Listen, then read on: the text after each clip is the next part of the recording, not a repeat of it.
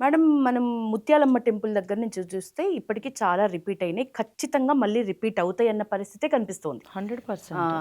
ఇప్పుడు రీసెంట్‌గా కట్టమ్మ దేవాలయం వద్ద ఏదైతే ఇన్సిడెంట్ జరిగిందో, ట్విస్ట్ ఏంటంటే ఇది కొత్తగా అతను కర్ణాటక నుంచి రావటం. అవును. అంటే నిజంగా మన దేవాలయాలపై దాడులు చేయడానికి అక్కడి నుంచి వస్తున్నారా? లేకపోతే ఇక్కడున్న వాళ్ళు పిచ్చోలై చేస్తున్నారా? మీ అభిప్రాయం వరకు ఏం జరుగుతోంది? వీళ్ళు అంటే మనం ఒకటి తెలుసుకోవాలండి. ఈ కాంగ్రెస్ ప్రభుత్వం ఎస్పెషల్‌గా 23లో వచ్చింది. వచ్చిన తర్వాత ఇమ్మీడియేట్‌గా ఆగస్ట్‌లో దే స్టార్టెడ్ ఫస్ట్ టెంపుల్‌ని. అవును. అలా ఆగస్ట్, అక్టోబర్, నవంబర్ ఆఖరికి పండగ ముందు కూడా ఈవెన్ 14th అప్పుడు కూడా గుడిని ధ్వంసం చేశారు. వీళ్ళు ఏం చేయగలుగుతారండి? గుడిని ధ్వంసం చేయగలుగుతారు, విగ్రహాలు నాశనం చేయగలుగుతారు. చేసి వాళ్ళు రిపోర్ట్ ఏమిస్తున్నారంటే మతి స్థిమితం లేని వాళ్ళు చేస్తున్నారని. ఇక్కడ వాళ్ళు చేస్తారో చేయకపోతారో అని కొంత డౌట్ మీద పక్క ఊరు నుంచి కూడా పిలిపించుకుంటారు. ఎందుకంటే ఇక్కడ వాళ్ళు అనుకోండి ఇన్ఫర్మేషన్ బయటకు రావచ్చు, ఒక రెండు గట్టిగా వేయగానే దొరికిపోతాడు. అది పక్క ఊరోడు అనుకోండి అవ్వదు. సో కాబట్టి తెలివిగా ఉపయోగిస్తున్నారు. అఫ్ కోర్స్ వాళ్ళు ఎంత తెలివిగా ఉపయోగించినా ఒకటి నేను చెప్పేది ఏంటంటే, మనం చెట్లను పూజిస్తాం, అవునా? చెట్లను పీకి నదులను పూజిస్తాం, నువ్వు నీరు తోడి సూర్య భగవాన్ని పూజిస్తాం. సూర్యుడిని తీసేయగలుగుతావా? నీకు దమ్ముందా? అసలు నీకు దమ్ము ధైర్యం లేదు. సూర్యుని తీయగలుగుతావా? ఎవడు తీయలేడు. మనకున్న పక్షులు, జంతువుల్ని, వీటన్నిటినీ మనం పూజిస్తున్నాం. ప్రకృతి, నవగ్రహాలని మనం పూజిస్తున్నాం, అవునా? అంటే మనం ప్రకృతిలో ఉన్న ప్రతి దాన్ని కూడా మనం దేవతగా కొలిచి మనం పూజిస్తున్నాం.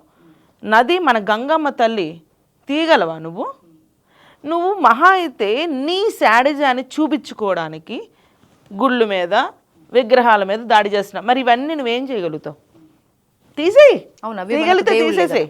అవి మనకు దేవుళ్ళు కాబట్టి. అసలు మనకి దేవుడు ఎక్కడి నుంచి మొదలయ్యాడు? ప్రకృతి. బేసికల్గా దీపం జ్యోతి పరబ్రహ్మం అన్నారు. అంటే అప్పట్లో ఫోటో లేదు, అమ్మవారు ఎవరి ఫోటోలు మనకు తెలీదు. మనం ఏంటంటే ఒక దిక్కున అదే మనకి దేవుడు దిక్కు అని అనుకొని ఒక దీపాన్ని ఒక మట్టి ప్రమిదలో, మట్టి భూమాత, ఆ ప్రమిదలో మనం నూనె పోసి ఒత్తి వెలిగించి పెట్టేవారు. అమ్మ దీపం అంటే మా దృష్టిలో దీపమే దేవుడు, దీపం పరమ జ్యోతి అన్నది మా దృష్టిలో. సో అక్కడి నుంచి మన సాంప్రదాయం మొదలైంది. సో నువ్వు ఇప్పుడు ఈ గుడి తీసేసినంత మాత్రాన సాంప్రదాయాలు పోవు, నమ్మకాలు పోవు. ఈ ఖగోళ బ్రహ్మాండంలో మన నమ్మకాలు, మన విశ్వాసాలు అన్నవి చాలా స్ట్రాంగ్గా ఉన్నాయి. అది ఎవ్వరు ఏం చేయాలనుకున్నా అవ్వదండి. కేవలం ఇప్పుడు మున్సిపల్ ఎలక్షన్స్ వస్తున్నాయి కదా, దానికోసం అంటే ఆయన ఏమనుకున్నాడంటే, ఈ రేవంత్ రెడ్డి ఒక వర్గం ఓట్లుంటే చాలు అని అనుకుంటున్నాడు ఆయన. కానీ ఒరిజినల్గా ఒక వర్గం ఓట్లే చాలు అనుకుంటే హిందువులు పిచ్చోలా? ఖచ్చితంగా జనాభా ఎక్కువ హిందువులది కాబట్టి పిచ్చోలు కూడా అండి. మన హిందువులు పిచ్చోలు ఓపెన్గా చెప్పాలంటే నిజంగా. ఎందుకంటే ఇంత చేస్తున్నా కూడా గవర్నమెంట్ మీద మన హిందువులు ఎంతమంది పోరాడుతున్నారు చెప్పండి? ఎవరైనా పోరాడుతున్నారు ఎక్కువగా? లేదు.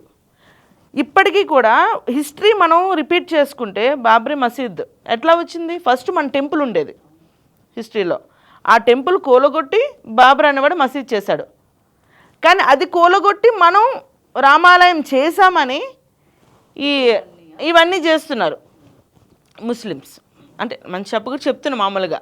అంటే వాళ్ళకి ఒక్కటి ఎప్పుడో హిస్టరీలో జరిగిన దాన్ని మనసులో పెట్టుకొని ఉన్నారు. మరి మన హిందువులు ఇంత జరుగుతున్నా కూడా ఇంకా ఈ కాంగ్రెస్ ప్రభుత్వానికి ఉంటే ఎంతవరకు కరెక్ట్ చెప్పండి? ఏమర్థం చేసుకోవచ్చు దీంతో? అంటే ప్రజలు కూడా పార్టీల వారీగా విడిపోయిండ్రు అర్థం చేసుకోవచ్చా?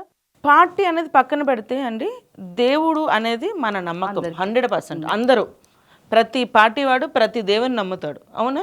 ఇప్పుడు రేవంత్ రెడ్డి ఉన్నారు, ఎలక్షన్ అప్పుడు ఏం చెప్పాడు? కట్టమ్మ మైసమ్మ మీదొట్టు, అవునా? పోచమ్మ మీదొట్టు, ఎల్లమ్మ మీదొట్టు, సమ్మక్క మీదొట్టు అని చెప్పాడు. ఈరోజు ఏం మాట్లాడుతున్నాడు? మందు తాగేవాడికి ఒక దేవుడు, కళ్ళు తాగేవాడికి ఒక దేవుడు, మేక కోసేవాడికి ఒక దేవుడు, కోడిని కోసేవాడికి ఒక దేవుడు అని చెప్పి బైఫరికేట్ చేస్తున్నాడు. మరి అప్పుడు ఎందుకు మాట్లాడేవాళ్ళగా? అప్పుడు నీకు దేవుళ్ళు కావాలి, హిందువులు కావాలి ఎలక్షన్ అప్పుడు. ఇప్పుడు నీకు అవసరం లేదు. నీకు ఇప్పుడు ఎవరు కావాలి? ఒక వర్గం ఉంటే చాలు, ఆ ఎంఐఎం పార్టీ ఉంటే చాలు, నీకు ఇంకెవరు అవసరం లేదు. కాబట్టి నీకు నచ్చినట్టు ఏం చేయాలో అది చేస్తున్నావు. ఇది యాక్సెప్ట్ చేయకూడదండి. మేము అనేది అంటే పార్టీ అని కాదు, పార్టీ అనేది ఎవరిష్టం వాళ్ళది, వాళ్ళ సొంతం. కానీ సమాజంలో జరిగే కొన్ని ఇన్సిడెంట్స్ని మనం యాక్సెప్ట్ చేయకూడదు.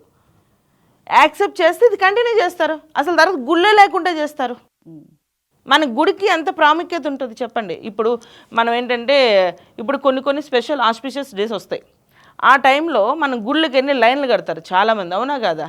ఎందుకని? టీవీలో చూసుకుని దండం పెట్టుకోవచ్చు కదా, బాగా క్లియర్గా కనిపిస్తుంది. కానీ గుడికి ఎందుకు వెళ్తారు? అదొక నమ్మకం. నువ్వు దేవుడి ఒక నమ్మకం, జనాల మీద ఉన్న నమ్మకాన్ని నువ్వు కొడుతున్నావు. కానీ జనాలు నిన్నేం చేయట్లేదు. అంటే ఆయన ఏమనుకుంటాడంటే ఈ జనాలు చేతకానోళ్ళు నన్ను ఏం చేస్తారు, మళ్ళీ ఎలక్షన్ ముందు ఇంకొక 2 తులాలు బంగారం ఇస్తాను, ఇంకొక 2-3 స్కూటర్లు ఇచ్చేస్తాను, ల్యాప్టాప్లు ఇచ్చేస్తానంటే వాళ్ళే ఇంకొక 12 గ్యారంటీలు ఇస్తాడు, 420 హామీలు ఇచ్చాడు, ఇంకొక 12 గ్యారంటీలు ఇచ్చేస్తాడు. అన్నీ ఇచ్చేస్తానంటాను, ఇస్తానా చేస్తానా, నేను ఇవ్వను అన్న విషయం ఆయనకి తెలుసు. ఇచ్చేస్తే జనాలు దీంట్లో పడిపోతారు. ఏముంది, ఓటు ముందే కదా మనం డ్రామా చేయాలి, ఇప్పుడు కాదు కదా అన్న ఆలోచనలో ఈ ప్రభుత్వం ఉంది.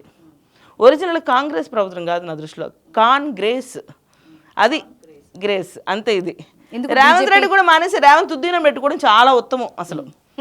నిజమే, రేవంత్ రెడ్డి కాదు రేవంత్ ఉద్దీన్ పెట్టుకోవాలి ఈయన పేరు, అట్లా ఉంది. మరి అసలు మనం చూస్తూ ఉంటే ఈవెన్ బై ఎలక్షన్ దగ్గర నుంచి కూడా మనం చూస్తున్నాం, ఆయన అజరుద్దీన్ అలాంటి వాడు అన్నీ తెలిసినా కూడా ఆయనకి ఎలక్షన్స్ ముందు ఇచ్చారా లేదా? ఆ తర్వాత ఎన్ని ఘోరాలు జరిగినాయి. అసలు ఏ రోజైనా దేవుడి మీద అంత భక్తిగా ఉన్నాడు ఆయన? తిట్టడం తప్ప. కోట్ల మంది దేవుళ్ళు అంట, ఏంటండి ఆయన మాట్లాడేది అసలు? కోట్ల మంది దేవుళ్ళు అంటే గుర్తొచ్చింది ప్రభాగౌడ్ గారు, మనము గోవుని ముక్కోటి దేవతల స్వరూపంగా చూస్తాం 100%. ఇప్పుడు గోవుని ఒకవైపు పెట్టుకొని మనం ఇటువైపు ఇప్పుడు హలీం తింటున్న వాళ్ళ సంఖ్య నిజానికి ముస్లిమ్స్ కంటే హిందువులే ఎక్కువ. అవును. దీని మీద ఏం చెప్తారు అంటే, ఇందాక మీరు అన్నారు కదా కట్టడి చెయ్యాలి మనం కొంతవరకు, ఇది పార్టీలకు అతీతంగా దేవుళ్ళ విషయంలో మాత్రం మనం ఏకపక్షమై ఉండాలి అని. సో ఈ హలీం టాపిక్ మీద ఏం చెప్తారు? హలీం అంటే ఇప్పుడు మామూలుగా హలీం అంటే ఇప్పుడు కామన్గా చికెన్ కూడా హలీం కింద చేస్తున్నారు, మటన్ని హలీం కింద చేస్తున్నారు. అది ఫుడ్ అండి. నేను అనేది మనం ఇప్పుడు గోవ్యాధి అనేది చేయకూడదు అన్నాం. ఇప్పుడు కామన్గా నాన్ వెజ్ లవర్స్ అందరూ కూడా కామన్గా చికెన్ మటన్ అనేది కామన్గా తింటారు అందరి ఇంట్లో, దాని మీద అనేది ఎవరికి అభ్యంతరం లేదు. ఇక్కడ మన ప్రాబ్లం ఎక్కడొచ్చింది? హలీం ప్యూర్ గోట్ అంటారా? Goat and hen combination. Okay, అది నేనైతే 100% అదే నమ్ముతున్నా. ఓకే, మేమైతే అంత ఎక్కువ తినం. ఎక్కువ తినరా? అస్సలు తినరా? కొంచెం తింటారా? ఎప్పుడు లాంగ్ బ్యాక్, తర్వాత నుంచి ఎందుకు somehow I lost interest. Okay, ఇష్టం లేదు అంటే నాకు, బికాస్ ఆఫ్ క్యాలరీస్ ఆఫ్ కొంచెం నెయ్యి బాగా ఎక్కువ వేస్తారనే దీంట్లో నేను కొంచెం ఆపేసాను. అసలు ఎప్పుడు లాంగ్ బ్యాక్ తిన్నా, అంత అనిపించలేదు నాకు. ఇవి రిపీట్ అవుతున్నా కూడా దాడులు నిజానికి మీరు అన్న పాయింట్లో హిందువుల్లో చైతన్యం రాకనా, లేకపోతే ఇంకా కారణాలు ఏంటి? ఇప్పుడు ప్రతిసారి రిపీట్ అవుతున్నప్పుడల్లా బీజేపీ కనిపిస్తుంటుంది అక్కడ, లేకపోతే బజరంగ దళ్ వాళ్ళు కనిపిస్తారు, ఏబీవీపీ, ఆర్ఎస్ఎస్ రిలేటెడ్ ఉన్న ఏవైతే ఉన్నాయో అవి మాత్రమే ఎక్కువ కనిపిస్తుంది. అందులో పార్టీ పరంగా చూస్తే బీజేపీ కనిపిస్తుంది. మిగతా పార్టీలు ఏ ఉన్నాయో రాష్ట్రంలో ప్రతిపక్షంగా ఉన్న బీఆర్ఎస్ కానీ ప్రభుత్వం పరంగా ఉన్న కాంగ్రెస్ కానీ కనిపించవు. ఎందుకంటారు? బీఆర్ఎస్ అదే ఇప్పుడు బీజేపీ పార్టీ అనేది ఫస్ట్ నుంచి కూడా మేము కొంచెం సనాతన ధర్మానికి ఎక్కువ విలువిస్తాం బేసికల్గా. సో మేమేంటంటే పార్టీ పరంగా కాదు, సామాజికంగా దేవుణ్ణి మొదటి నుంచి మనం కొలుస్తాం కాబట్టి ఆ ఒక ఆలోచనతో మేము ముందుకు వస్తున్నాం. మిగతా పార్టీలు ఏం చేస్తున్నారంటే బీజేపీ అనేది ఓన్లీ హిందుత్వము శ్రీరాముడు ఇదని అట్లా ముద్రలు వేసి కావాలని డీవియేషన్ కోసం, జనాల్లో మైండ్ డైవర్షన్ కోసం అలాంటి ముద్రలు వేస్తుంది. కానీ మేము అన్ని కులాల వాళ్ళకు కూడా బీజేపీ సెంట్రల్ గవర్నమెంట్ అనేది పెట్టడం జరిగింది. ఇప్పుడు ముస్లిమ్స్కి మేము ఎన్ని ఉపాధి పథకాలు పెట్టాం చెప్పండి. ఈవెన్ కోచింగ్స్ అండ్ ఫ్రీగా కూడా వాళ్ళకి ఫీజు కట్టకుండా ప్రొఫెషనల్ కోర్సెస్ ట్రైనింగ్ అయ్యే విధంగా కూడా మేము పెట్టాం. చాలా మీరు ఆన్లైన్లో చెక్ చేయండి. ముస్లిమ్స్కి ఎన్ని వేల మందికి మేము కోర్సెస్ ఫ్రీగా పెట్టామో, వాళ్ళ ఉపాధి కోసం, టాలెంట్స్ కూడా, వాళ్ళ లోన్స్ కోసం అవనివ్వండి, ఇవన్నీ కూడా చాలా ఆ పెట్టాం. మద్దతు అంతే స్థాయిలో బీజేపీకి వస్తుందా ముస్లిం వర్గం నుంచి? దాన్ని అందుకనే కదా వీళ్ళంతా ఏం చేస్తున్నారంటే, ఎక్కడ మాకు వాళ్ళ సపోర్ట్ కూడా వస్తుంది అని మమ్మల్ని ఇట్లా నెగిటివ్ కింద చూపిస్తున్నారు, వీళ్ళొక్క హిందూ పార్టీ అని. ఇప్పుడు అలాగనుకుంటే కాంగ్రెస్ ఏంటండి ఓపెన్గా అది ఓన్లీ ముస్లిం పార్టీ అని మనం చెప్పొచ్చు, క్లియర్గా చెప్పచ్చు. మరి కాంగ్రెస్ ఉండాలి అందరు ముస్లిమ్సా? కాదు కదా, అందు హిందువులే కదా. రేవంత్ అది ముస్లిం పార్టీ అండి. ఎప్పుడైనా ఆమె బొట్టు పెట్టుకుందా? ప్రియాంక గాంధీ బొట్టు పెట్టుకుందా? ఇక్కడ నుదుట బొట్టు పెట్టుకుందా? లేదుగా. సోనియా గాంధీ పెట్టుకుందా? లేదుగా. అసలు వాళ్ళు ఎప్పుడైనా కల్చర్ అంటే ఒక దేవుడికి సంబంధించిన దీంట్లో ఎప్పుడైనా పార్టిసిపేషన్ అనేది మనం చూసామా? లేదు. మాటలు చెప్పడం తప్ప. సో అసలు అది ఎట్లా అవుతుందండి హిందూ పార్టీ? బేసికల్గా కాదు అసలు.